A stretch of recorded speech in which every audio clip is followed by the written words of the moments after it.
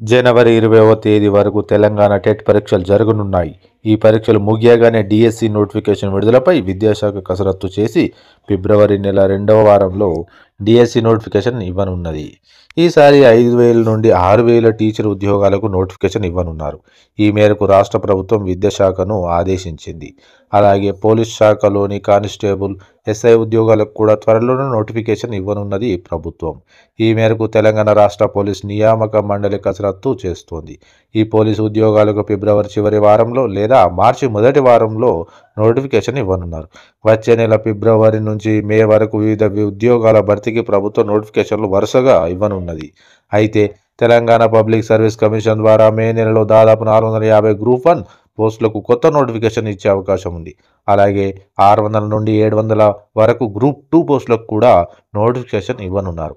ఇప్పటికే ఖాళీగా ఉన్న వివిధ శాఖల గ్రూప్ 1, 2 పోస్టులను ప్రభుత్వం సేకరిస్తోంది. మే లేదా జూన్ నెలలో గ్రూప్ 1, గ్రూప్ 2 ఉద్యోగాలకు కొత్తగా నోటిఫికేషన్ ఇవ్వనున్నారు తెలంగాణలోని కాంగ్రెస్ ప్రభుత్వం. ప్రస్తుతం ఉన్న గ్రూప్ 1, 2 ఫలితాల విడుదల అనంతరం కొత్తగా మరోసారి గ్రూప్ 1, 2 ఉద్యోగాలకు నోటిఫికేషన్ ఇవ్వనున్నారు. మొత్తానికి తెలంగాణలోని కాంగ్రెస్ ప్రభుత్వం వచ్చే 6 నెలల్లో వివిధ ఉద్యోగాల భర్తీకి వరుసగా నోటిఫికేషన్ ఇవ్వనున్నారు.